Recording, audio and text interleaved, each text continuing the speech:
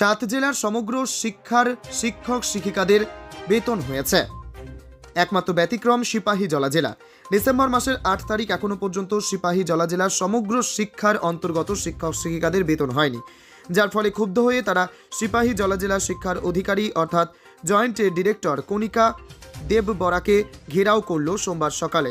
আজকেই শিক্ষকদের বেতন তাদের লাগবে, এ দাবিতে তারা শিক্ষা আধিকারিকের অফিস ঘেরাও করেন। সিপাহীজলা জেলায় সর্বমোট 513 জন শিক্ষক শিক্ষিকা রয়েছে। সমস্ত শিক্ষক শিক্ষিকাদের বেতন দিতে প্রত্যেক মাসে 1,60,00,000 টাকা প্রয়োজন, কিন্তু সিপাহীজলা জেলা শিক্ষা দপ্তরের টাকা রয়েছে 1,00,00,000 টাকা, 60,00,000 টাকার আরও প্রয়োজন।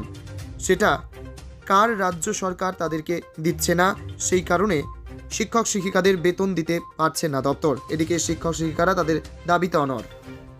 আজকে আমরা মূলত ডিস্ট্রিক্ট এডুকেশন অফিসারের অফিসে এসেছে। আমরা আজকে মাসের 8 তারিখ হয়ে গেছে। আমরা সমগ্র শিক্ষার টিচার সিপাহীজলা ডিস্ট্রিক্টের আমরা এই মাসে এখন অবধি বেতন পাইনি। আমাদের মাসিক যে ভাতা এটা পাইনি। গত মাসেও আমাদের সাথে সেম হয়েছিল। আমরা গত মাসের 7 তারিখ বেতন আমাদের নির্ধারিত যে অনারিয়াম এটা আমরা পেয়েছি। তো এই মাসে আজকে 8 তারিখ হয়ে গেছে, এখনো বেতন হয়নি দেখে আজকে আমরা ডিউ ম্যাডামের সাথে দেখা করতে এসেছি। ওনার সাথে কথা বলে আমরা যেটা বুঝেছি যে স্টেট ফান্ড রিলিজ করা হয়নি, যার কারণে উনি বেতন দিতে পারছেন না।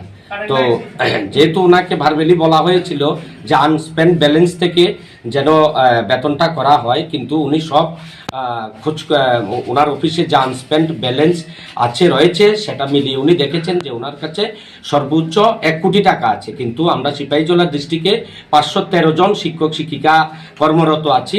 সব ওদের আমাদের বেতনের জন্য লাগে 1,60,00,000 টাকা। তো ওনার কাছে 60,00,000 টাকা কম আছে, যার জন্য উনি আমাদেরকে বেতনটা দিতে পারছেন না। তো উনি আজকে আমাদের সামনে এসপিডি অফিসে যোগাযোগ করেছেন। ওনাদের সাথে কথা বলে 60,00,000 টাকা উনি ওখান থেকে চেয়েছেন। যদি আসে উনি আমাদেরকে আশ্বস্ত করেছেন যে আজকে বেতন দেবেন। কিন্তু আমরা এখানে এই অফিসে অনড় আছি। আজকে আমরা একটা পজিটিভ রেজাল্ট নিয়ে বা বেতনের একটা খবর নিয়ে তারপর আমরা এখান থেকে যাব। আমার নাম তাপস পাল। সংগঠন আছে আমাদের সঙ্গে।